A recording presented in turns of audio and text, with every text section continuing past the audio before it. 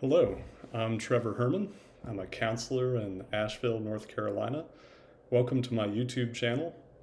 I make these videos primarily for current and prospective clients to learn new skills, to practice skills we've tried in therapy, or to gain new information or refresh information about mental health and wellness and resilience. If you're not a client, not interested in being a client, please enjoy the videos as well. They can be helpful for just about anyone. If you are in a mental health emergency, please stop watching the video and call 911. Please don't try to contact me in the event of an emergency. I hope that you enjoy the videos, get something out of them, and if you want to subscribe to my channel, that's great. If you enjoy the video, please hit like, that's helpful to me, and enjoy. Hello and welcome back. Today we're going to be discussing the difference between contentment and happiness, two words that oftentimes get used mistakenly and interchangeably. And so today we're going to do some defining of contentment and defining happiness in the way that I use these words in my practice. And then also, how do we go about building contentment and how do we go about welcoming happiness? And so first, I think most of us, when we say I'm unhappy, what we actually mean is I'm discontented, as in I'm not okay with my life as it is. Okay? The details of my life. I'm not satisfied. And so contentment has all to do with the acceptance and appreciation of the day-to-day.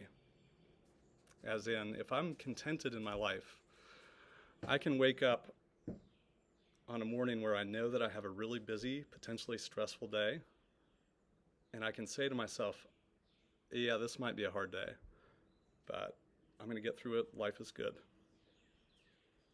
A demonstration of my overall contentment, which informs my resilience to get through a stressful day.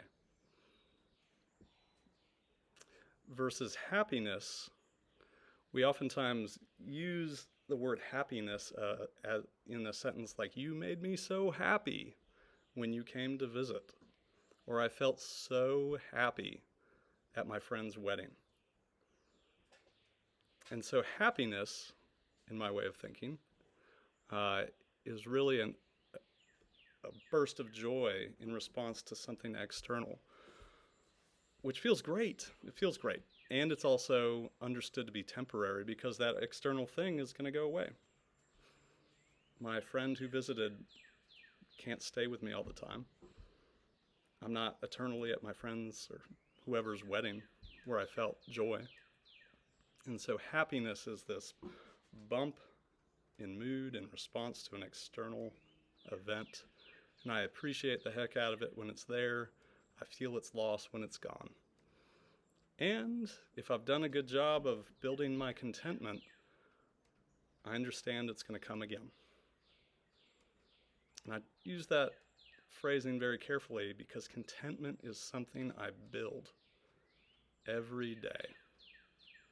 I may take some days off, but essentially it is my job in life to build my contentment every day or not.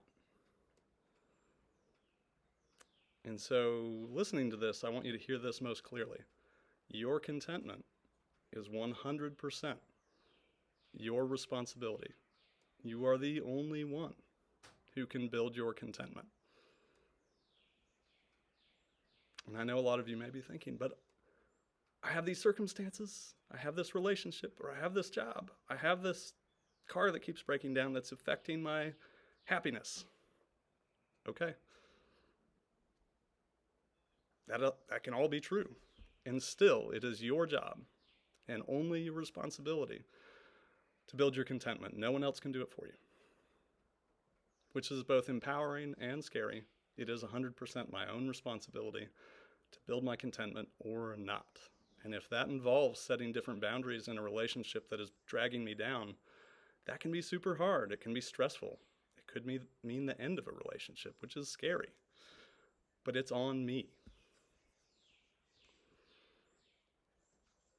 If you want to get to the center of building contentment, go back to that serenity prayer, which is, grant me the serenity to accept the things I cannot change, the strength to change the things I can, and the wisdom to know the difference. If I'm living that, I have a pretty good chance of building contentment most days and living it, waking up to a stressful day and saying life is good. However, if I'm always looking to someone else or something else, a job, a vacation, a relationship, a raise, whatever it is, and making my happiness contingent upon that everything else, or that something else, and forgetting that my contentment is only mine to make,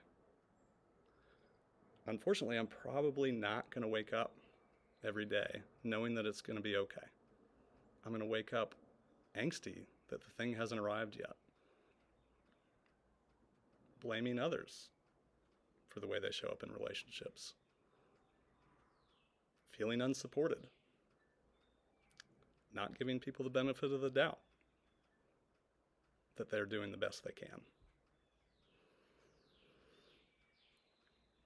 So if I'm forgetting that it's my responsibility, usually I'm going to move into a place of blaming. And that's a pretty quick path towards discontentment, maybe depression, maybe anger or angst.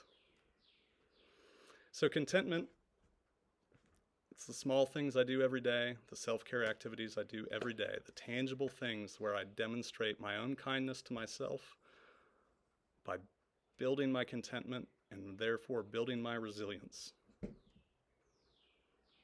For me, building contentment personally means that I walk almost every day of the week. I typically run twice a week. I try to mostly eat relatively healthy things. I'm not the best with vegetables, but I'm not the worst. I play with my kids. When I catch myself scrolling on my phone during bath time with the kids, I make myself put my phone down and I play cars with my toddler around the rim of the bathtub, meaning I actually show up. And I feel contentment from it. And when I don't show up and put in the work, I feel discontentment. I feel guilt and maybe even shame if it goes on long enough. And the more I ignore my responsibility to build my contentment, the harder it is to access that happiness of the vacation, of the wedding, of whatever it is. Contentment is like the springboard from which we jump into happiness. If we didn't build our contentment, we didn't jump very high into our happiness, and we didn't get to stay there very long. If we did build the contentment well, and we did it every day or most every day, we may find we jumped pretty high. We really got some joy out of that. Another way to think of this is,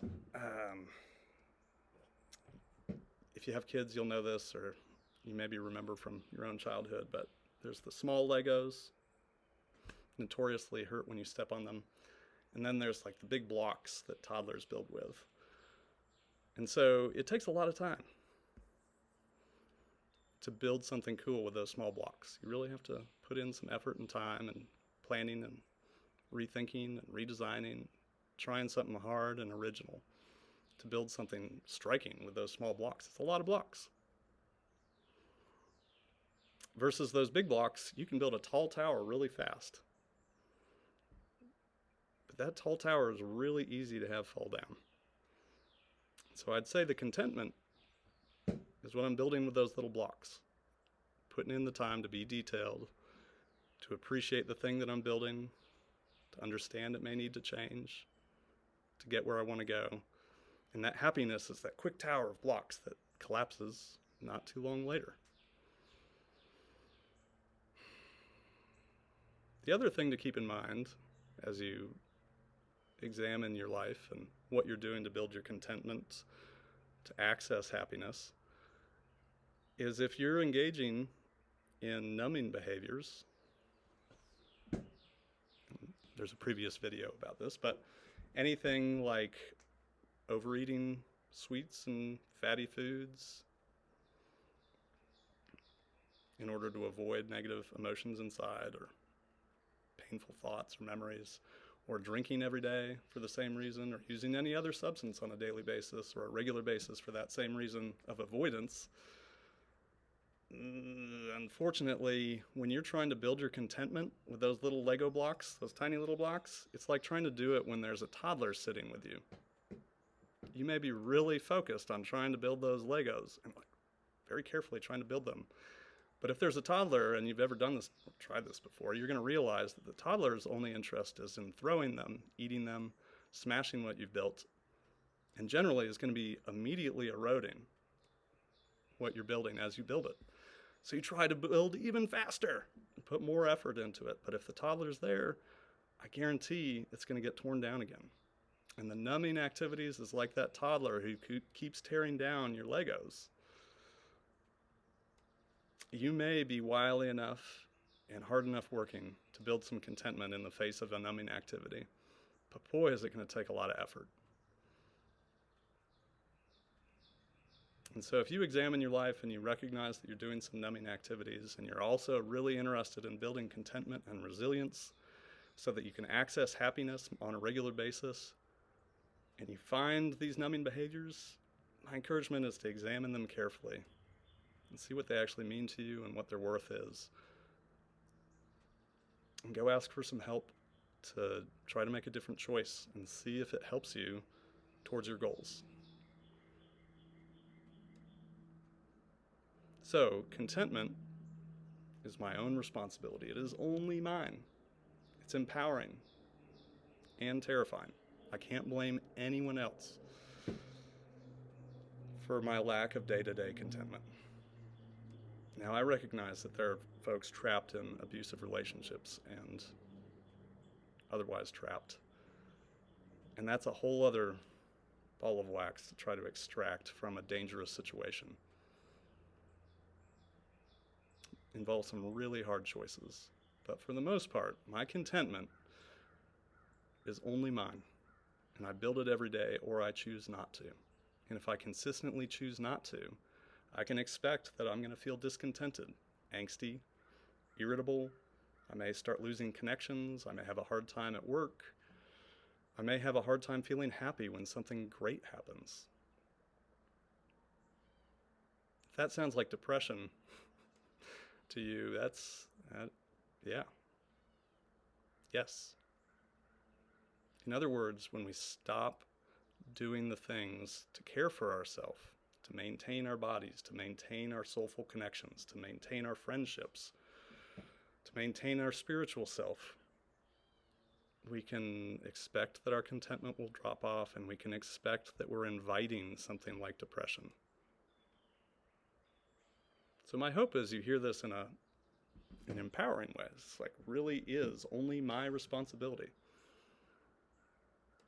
Just like it really is only my responsibility whether I stop some of those numbing activities that are making it so hard to build contentment. So if you find yourself constantly saying, I'm unhappy, I am so sorry for you, and what I'd ask you to do is to investigate, are you really saying I'm discontented? And if you are, what are you doing every day to build it?